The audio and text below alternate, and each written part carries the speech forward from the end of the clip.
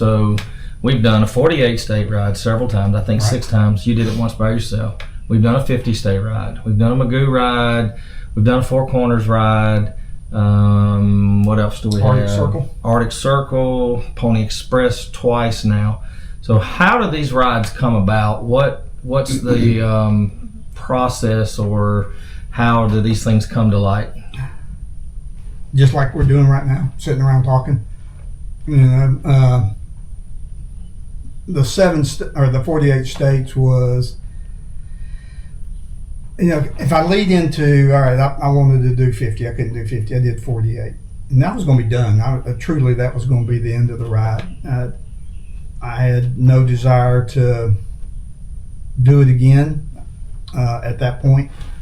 And there's a lot of people that told me I shouldn't have done it by myself. Mike Jolly being one of them, Tim Wynn being one of them. Mostly the guys that are in the law enforcement realm of things, were telling me, hey, something's going to happen to you. You don't need to be out there by yourself, And I'm stubborn and hard-headed and everything else, and so I did it. And I got home, and I truly was, when I got home, and kind of go back to that first ride a little bit, we were trying to raise $32,000 to buy this draft Omni bed for the NICU. Get home, and we've raised $52,000, a testament to our community right there. And that floored me, and coming home to that crowd was even more of an adrenaline rush. All of a sudden you forget riding in the rain in Texas, because all those people there, and they're congratulating you and wishing you well. But all I did was something I loved. You don't have to, I got to ride my motorcycle across the country, and in the meantime, some kids got the benefit from that. But they were telling me not to do it, and I wasn't. And I remember it was August, we're doing the Midnight Express. Mike Jolly always comes and helps with Midnight Express. Well, let me rephrase that. Mike Jolly comes and sits in the chair and watches everything going on around in Midnight Express. So, that's Jolly's way of helping. So, but he's good at it. Give him a cup of coffee. Yeah, bring me a cup of coffee. But he was one of the biggest ones to telling me I shouldn't do it. And he was also the biggest one saying, I'm going next year with you. And I was telling Mike, it was just once I did it.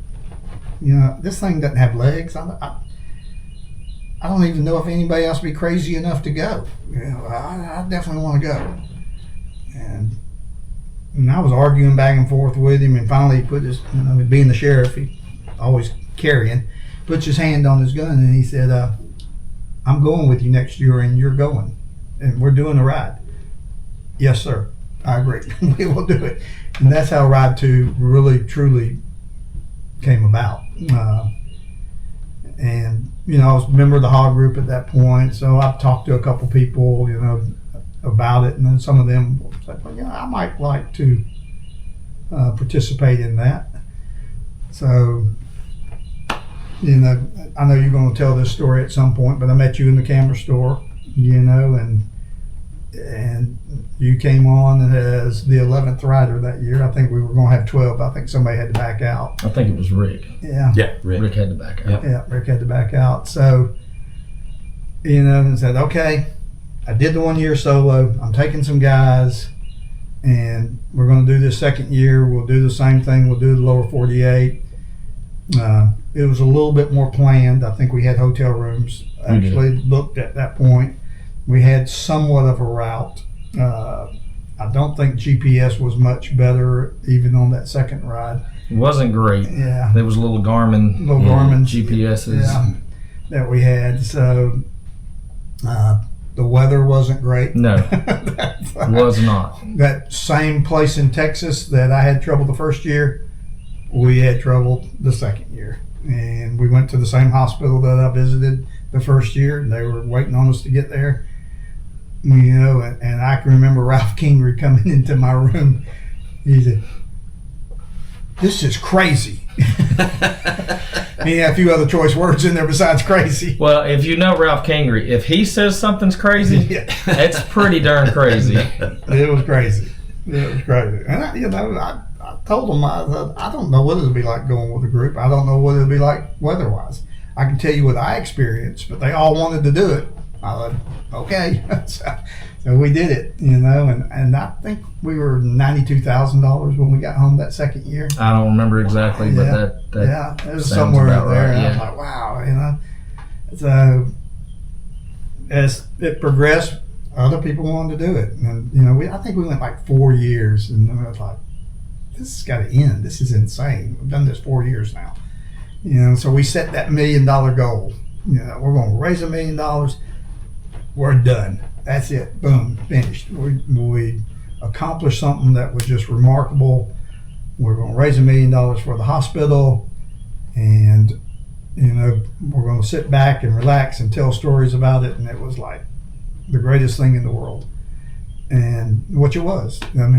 7 years, a bunch of guys like us raising $1 million, and it was remarkable.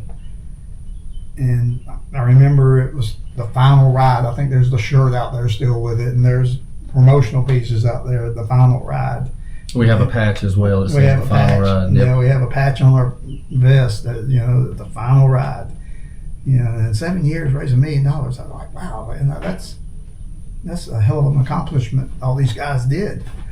And that's a good stopping point. We come home and we hit that big number, and I think it wound up being $1.2 million or something like that, or $1.1 million, I forget what it was. And we hit that number, and it was like, we're sitting around, I don't want to quit. You want to quit?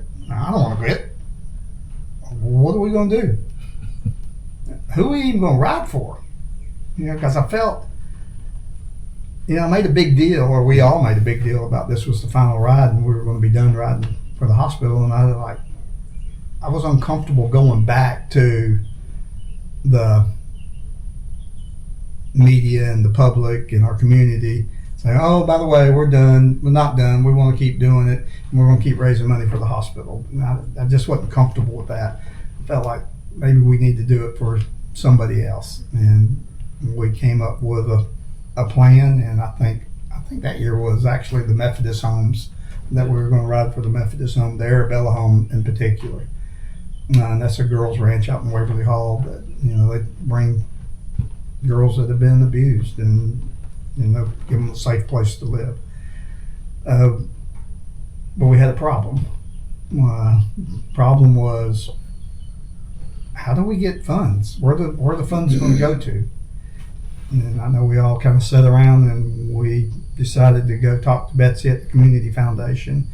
And she was gracious enough to wrap her arms around this crazy idea and let us ride under the banner of the Community Foundation. And we were off.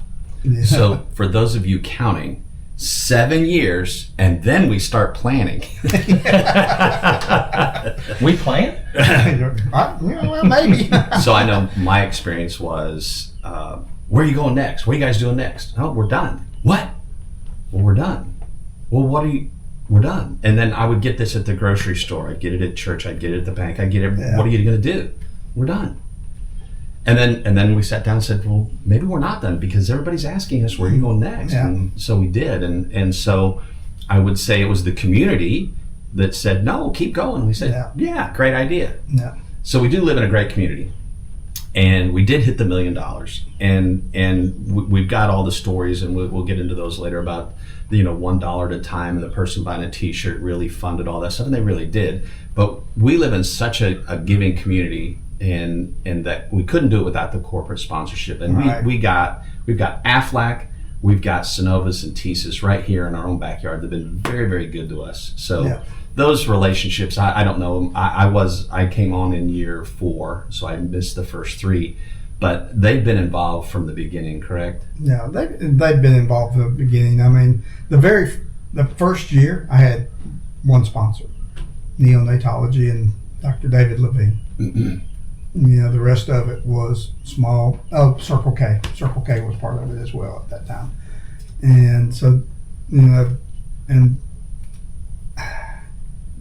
I think the corporate world was intrigued with what we were doing. I think the corporate world saw value in what we were raising the money for, and saw value in having their name attached to something that was so organic as the ride is.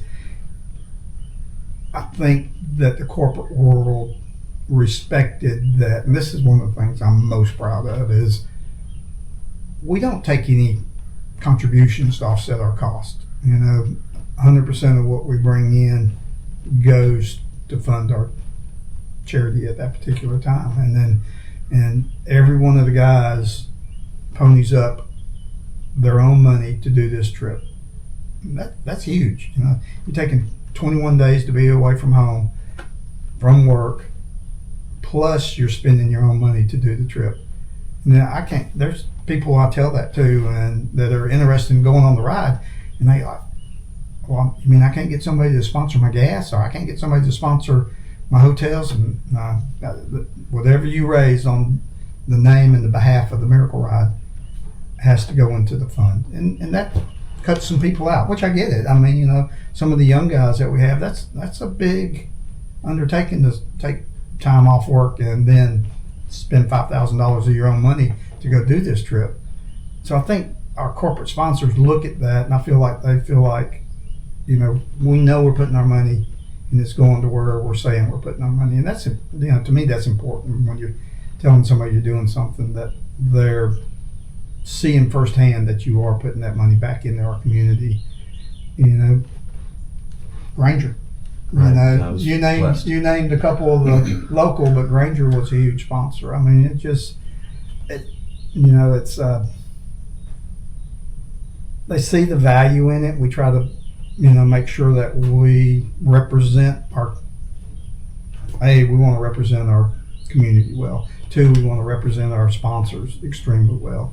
We want to represent the brand, the Miracle Riders, so, I mean, that's always on the forefront in my mind. And, when we get out there and we have a good time, I mean, you get a bunch of guys together, we act like we're 12, so, but you got to remember that we're representing something much bigger than one individual. We're representing our community. We're representing our sponsors that have been there from the get-go.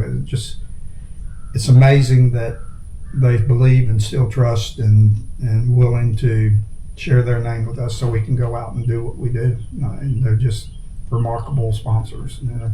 Couldn't do it without them. But then again, I ride around with that $10 bill. You couldn't do it without that guy that gave us a $10 bill or a $20 bill. You can't do it without them either. After that first year, my first year, I actually got a call from Mr. Granger. So this was huge. Thanking me for finding that organization. Well, that organization found me and making that difference, and he was very happy about it. And then here we are with multiple Aflac employees that ride with us. Yeah. TSIS employees. I'm not sure if we have any Synovus employees, but there's such a fabric of our community. There's so many of those employees in our neighborhood that follow and give, and we've got the Synovus shirts and everything. But they've just been wonderful to us, and we're just so blessed to live in a Columbus that takes care of its own. Yeah, I agree. 100% Columbus, agree. Georgia. Georgia. Well, there is only one. Correct. There is only one. Georgia, right. So I have another note here, and I keep notes. So we want to dedicate this next part to your bike. And so here's the note. It says, your bike, WTF. Why the face? So, Scott, damn. It was 10 years old when you took your first ride. Yeah. And now we're 18 years later. It's still going. I love the most when I get on that and something doesn't work exactly like it's supposed to work on it. All the hell you guys give me. But you sure do love it a lot. Every morning, the hiccups when it's cranking or whatever may happen. So, but this year, yeah. A kickstand spring, that was it. Kickstand spring. But what you don't see every morning, when you go out there to start that bike, everybody sees you going to your bike, and we all stop and we do this. Please let it crack, please let it crack. Well, those of us who have the honor and the privilege to work on it, Right. we're like, come on, please. Well, you got the guys that crack. work on it when you got to put a wrench on it, and then you got the guys that push me across the parking lot. You know, That they're one and the same, because I've pushed you across the parking lot many times. Because if it doesn't start, Gary's like, oh well, they'll get him started. He takes off with the rest of the group. you know, it's nostalgic to me for sure. Obviously, it's a lot of people don't know this. I never rode a motorcycle in my entire life. I turned 40 and I was going to buy it. I went and bought it. Harley Davidson was on Buena Vista Road. Mac Wiggins was my sales guy. And I mean, I rode a bicycle, but I never rode a motorcycle.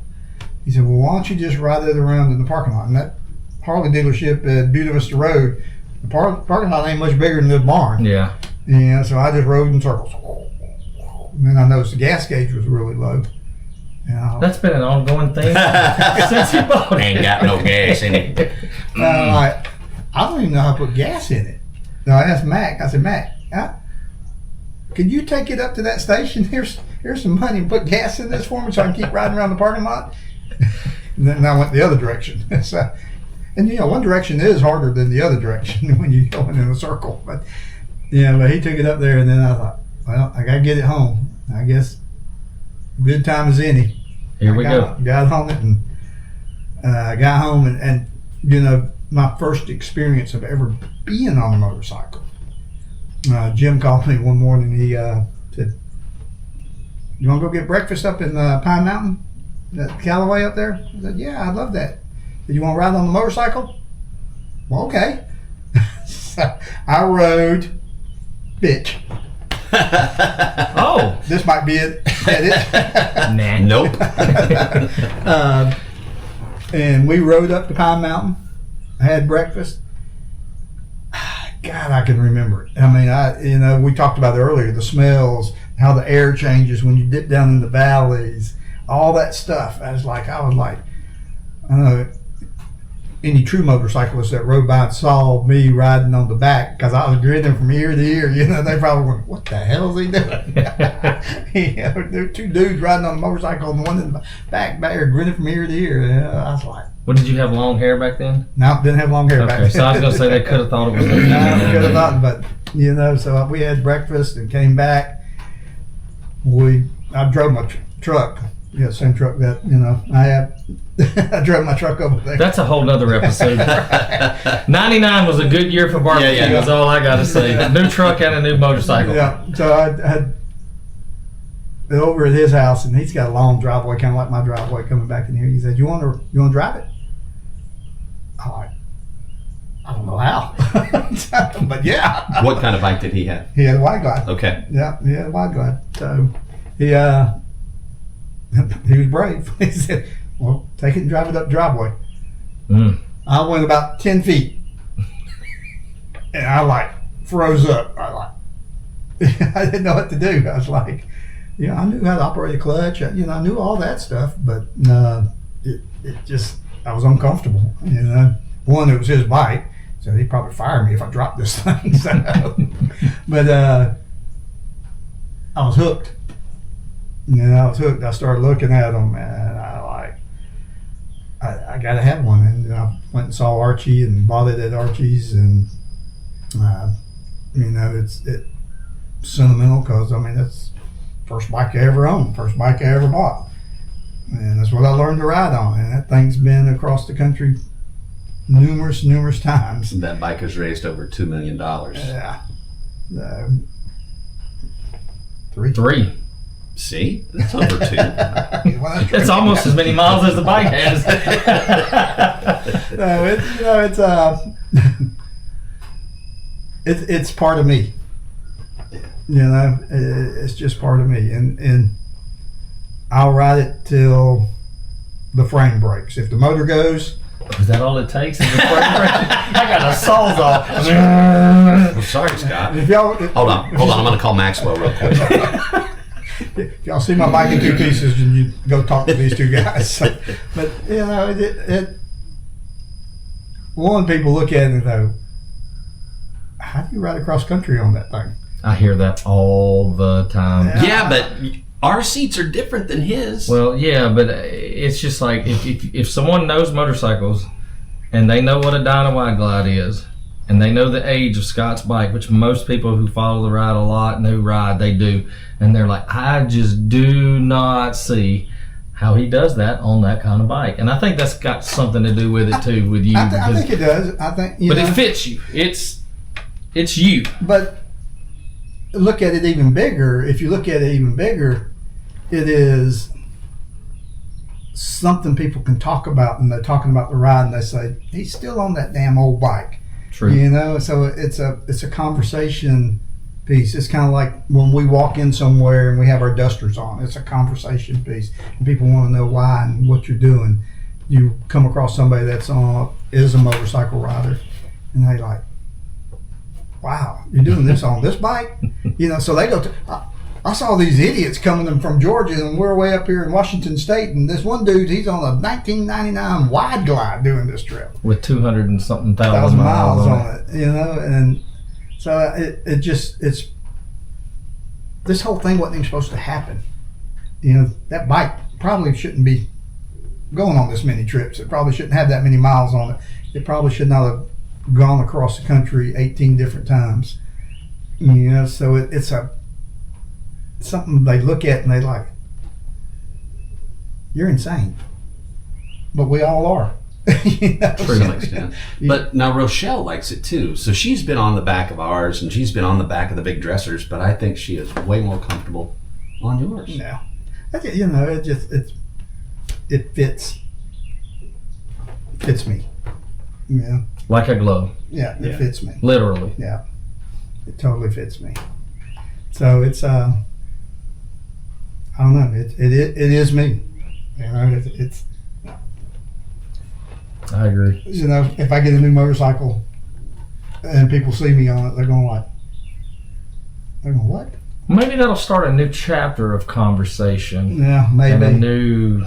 So you know what we're going to do? When we talk to the guys now, we're going to have a question for them. Give me a memory of Scott's bike. There you go. Every single one of us. And they're probably going to be all different. Well, if you ask me, I don't think I can have just one, so I'll have to do a whole episode on my memories of Scott's bike. You can bring out all the parts that you carry for me. Oh gosh!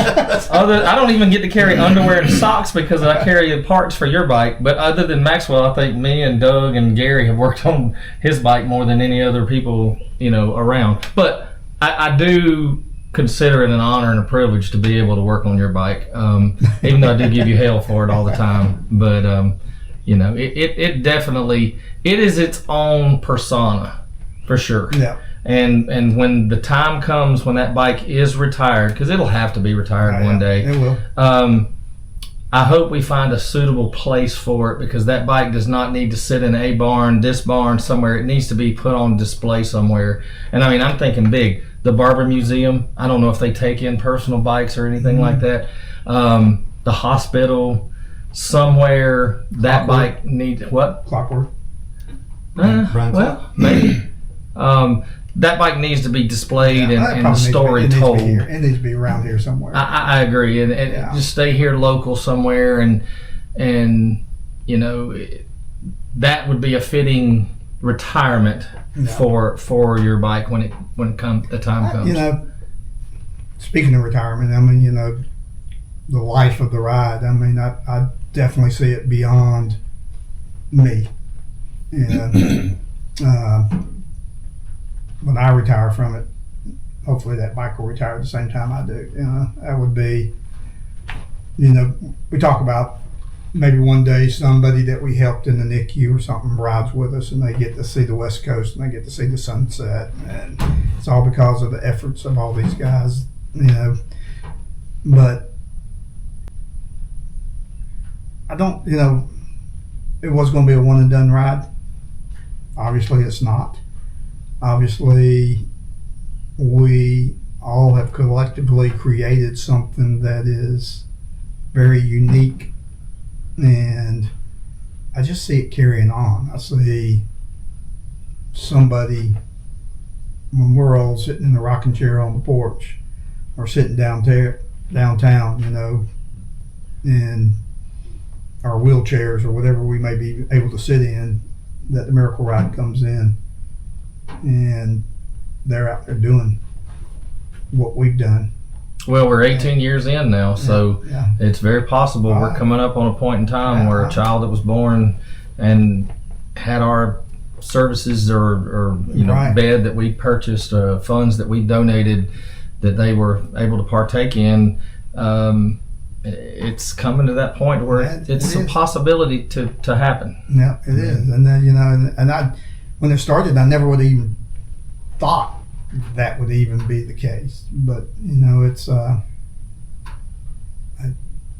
up to us to keep it fresh and keep it energetic and come up with the crazy ideas for the rides. You know, I think, you know, if we'd have still been doing the lower 48, I think that would have got old and people might Sure. have got tired of that. You know, we talked about the different rides. You know, you tell somebody you went to the Arctic Circle, they think you lost your mind. You know, you got to the Arctic Circle.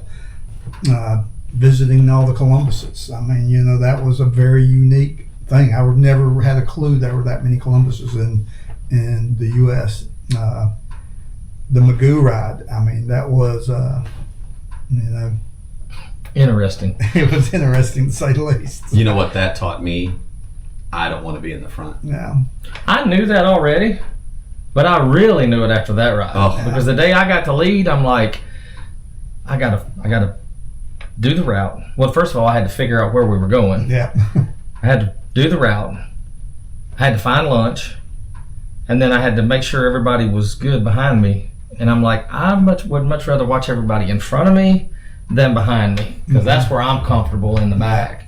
You know, that nothing was planned, but everybody has kind of fallen into their roles. I mean, just like this podcast you guys are doing. I mean, you know, it's a brainchild of y'all's, and you're creating it and making it happen. You know, you got Gary that does the route. I mean, you know, it was like that's what he loves to do. You know, and he just naturally picked it up. Brad with booking the hotels and looking after the money side of it. You know, everybody kind of falls into their role. You know, you guys that ride in the back, that watch, you know, make sure that we don't do something stupid. No, we just watch it happen. Just watch it happen. Yeah, we don't make sure you don't do anything. So we just report it when it happens. Chastise us is more the Correct. No, correct the infraction. Yes, that's what it is. Fraction and correction. So, Sure. something like that. So, but you know, that is the beauty of it, because you know, when we went through our issue with the name and stuff, you know, and they wanted to change it to from the Miracle Ride to Scott's Ride. I hated that. I did not. It's not Scott's Ride. You know, it's the Miracle Ride, and everybody has a part, and everybody has a say. Everybody has input. Everybody has what they bring to the table. You know, and that's I think why it works. Do we agree eye to eye on everything all the time? No. You know, but we can sit there and we can talk about it, and then we can come up with what we feel like is best for the ride, and we might have to change it midstream. But you know, it works because everybody has a heart in it, and everybody has involvement in it, and everybody wants to. I feel like they want to be a part of something bigger than themselves. You know, and it takes us as a group to make that happen. You know, and I love talking to guys when they first think they want to do this. I mean, it's amazing to talk to somebody and they think, you know, well, I rode my bike to Panama City, and, you know, and sat down there for a weekend and turned around and came home. Yeah, I can do long rides. You don't have a clue. You know, it's not riding your bike to Panama City. Even if you rode it down there and turned around and came home, and you did a 500-mile day that day, it's not the same as all the aspects that go into this. I mean, one, you got to do it 21 days back to back to back to back to back. You know, you're going to ride in every kind of imaginable weather that you could even think that you could ride in. You have to be on the top of your game every time you put your legs over that motorcycle. Every time you get off and you walk into a restaurant, you're representing, you know, and that wears on you, you know, and I don't think a lot of people, that they see the glory side of it. I don't think they really see the heart and how hard it is to do it. And it's, even when we try to talk them out of it, and then they go, usually up day 2, day 3, they had no idea what they were getting themselves into. They thought they did, but you can watch them change, and that's I enjoy seeing that. I enjoy seeing somebody, that transformation where they get into it a week maybe or whatever, and they get it. They understand. They still don't understand the fatigue part yet because they're only a week into it, but they get why we're doing it. They watch you guys interact with kids, interact with people that we meet at the gas station or in the restaurants. You know, some of them I don't think even understand what it's like to be a servant. You know, and then that's what we are. We're servant leadership. When you walk in there and the restaurant's slammed, and you know you guys are pouring coffee, you're helping wash dishes. You know, we just do what we do. You know, and that's transforms some of these guys. That, you know, and the new guys. That's what I enjoy the most to watch. You know, Will went this time, and you know, I think Will, his eyes were open quite a bit. These rookies, you can only tell them so much. Right. But you're right. When you see that transformation, and then it's like, Yeah. You know, I think, you know, Jason McKenzie's, you know, I mean, he's heard about the ride and stuff, you know, but I don't think, and he rides dirt bikes and stuff I would never even consider riding in, you know, but I don't think he's ever experienced what we get to experience on the road and meeting people, you know, and to be a part of opening up people's eyes to a whole new world. And the way the people are in this country is definitely gratifying to me. Well, there's a lot of personal sacrifice from each one of us, and we can't do it without a team behind us at home. Yeah, I agree with that too. Taking care of business. I know, Yeah. you know, we need to interview Henry one time because I'm sure he's got stories. Yeah. Some of them we can tell. Don't you want to be on the road for 2 months instead of 1 month? Well, that's Rochelle also, right? You know, it's like you talk about team at home. I mean, you know, they're guys that are on the ride do all these things, but then you look at Karen, everything she does for us. You know, I mean, she puts her whole heart and soul into it. You look at Sally. I mean, you know, what she's done with the social media stuff for us. You know, one person can't do everything. There's just no way. You know, you just can't. You got to have that team behind you that believe in what we're doing. And you know, I'm so grateful for what Marion does for us, Sally does for us. You know, Karen does. That are a huge part of this ride. You know, and they don't get to sit on the back of that bike and experience what we get to experience out there in the country. It's you know, it's amazing. I mean, I sit back in awe of where this thing has gone and the people that are involved in it and the impact that it's made on me, the impact it's made on, I think, on each of the riders. I think there's been an impact on them and an impact on our community. And then when you have a mama come up there and said, this was my little girl 10 years ago. She was in the high-risk nursery and she was in the bed that, you know, you guys bought. And that's moving, you know. And it'll be the same with when we're finished here with this CSU deal now. that, there'll be a day that one of these guys are going to have a grandbaby, and that nurse in there working on that grandbaby that's taking care of that grandbaby will say, I got trained on the simulation equipment that you guys bought when I was going to Columbus State University. Think of the impact that has on Grandpa and Grandma and Mom and Dad. Absolutely. So it just, where we go from here, we'll sit around and an idea will come up and we'll dive into it like we do. And so this group is the definition of there are no dumb ideas. Oh, you're right. The dumber, the better. Yeah, that's true. Well, Scott, you touched on this a while ago, and I think we're probably about getting ready to wrap this thing up. So, excuse me, you touched on this about the future of the ride. So give us to close us out for this episode, give us and I don't want to put a time frame on it, but where do you hope to see this ride in the future? Let's just leave it open and broad like that. In the future, where do you hope to see the ride? To me, I would hope that when we're not able to ride anymore, or when we're gone,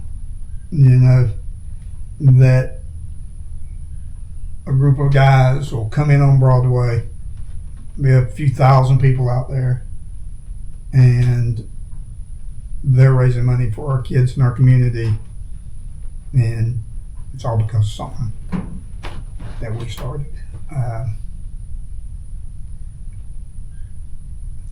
That would be the biggest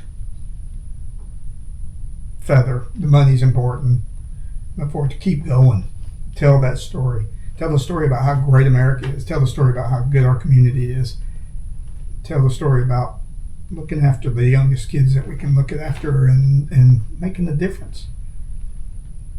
50 years from now, somebody standing on that stage and said, we do this to make a difference in one child's life. It's You've said, you taught me a long time ago, the money is what allows us to make that difference, but telling that story is so important. Mm-hmm.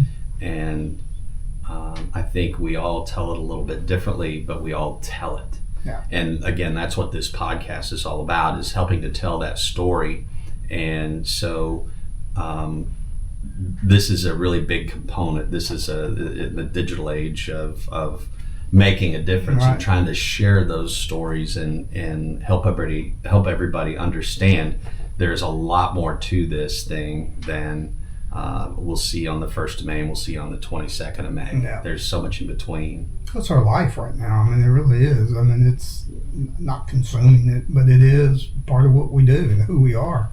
And you're dead right on that, because my story of why and how I want to do this is different than your story or different than Ronnie's story. But it all, at the end, it's all the same story. And it all boils down to, I don't even know where it came from, but the making the difference in one child's life, it's who we are. I don't, if anything, who knows what kind of motorcycle? We might be riding the damn motorcycle that flies. A Jetson. Yeah, flying through the air. At some point. Mm-hmm. But when they land at that Jetson port, and that crowd's out there on Broadway and the band's playing, the hologram of a band's playing, and AI, all that, and but the theme is we made a difference in one child's life. That'll never change, Yeah. and it should never change. That's the thread that links it all together. Exactly. So telling the story is a very important part of what we do in the Miracle Ride, and thank you for following along. Be sure to subscribe, like, comment, share, tell your friends about Motor Mouths. It was great having Scott on here again today. We got a lot more people to talk to, a lot more to share. So thanks. That's Brian. That's Ronnie. Good night. Helping one child